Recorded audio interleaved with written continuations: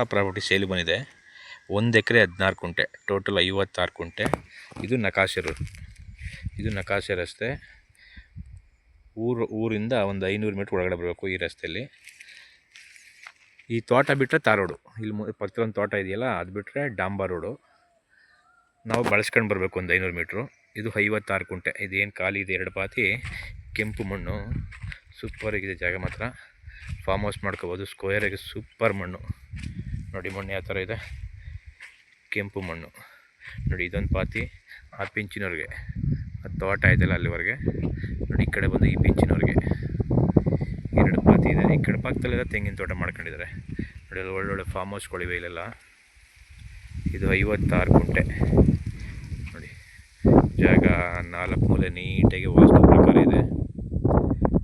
ಯಾವ ಥರ ಇದೆ, ರೆಡ್ ಸಾಯಿಲ್ ಸುತ್ತ ತೋಟ ಮಾಡ್ಕೊಂಡಿದ್ದಾರೆ. ಇದು ನಕಾಶೆ ರಸ್ತೆ. ಇದು ಒಂದು 20 ಅಡಿ ರೋಡ್ ಬರುತ್ತೆ, ನಕಾಶೆ ರಸ್ತೆ. ಒಂದು 500 ಮೀಟ್ರು ಡಾಂಬರ್ ರೋಡಿಂದ ಬರಬೇಕು ಇಲ್ಲಿಗೆ. ನಾವು ಕಾಲ್ದಾರಿಯಲ್ಲಿ ಬರ್ತೀವಿ ಅಂದರೆ 150 ಮೀಟ್ರು ಡಾಂಬರ್ ರೋಡಿಂದ ಅಷ್ಟೇ ನೋಡಿ. ಜಾಗ ಚೆನ್ನಾಗಿದೆ.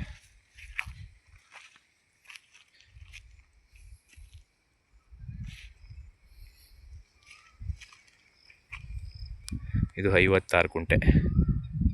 ಮಳವಳ್ಳಿಯಿಂದ ಕರೆಕ್ಟಾಗಿ 12 ಕಿಲೋಮೀಟ್ರ್ ಆಗುತ್ತೆ. ಮಳವಳ್ಳಿ ಬಸ್ ಸ್ಟಾಪಿಂದ 12 ಕಿಲೋಮೀಟ್ರು. ಮಳವಳ್ಳಿ ರಿಜಿಸ್ಟ್ರೇಷನ್ ರೆಡಿ ಇರುವಂಥ property. Single RTC, direct owner seating. ಇದು ಜಾಗ ಚೆನ್ನಾಗಿದೆ. 56 ಕುಂಟೆ.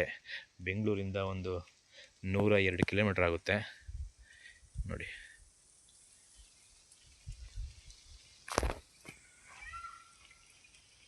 Okay, thank you.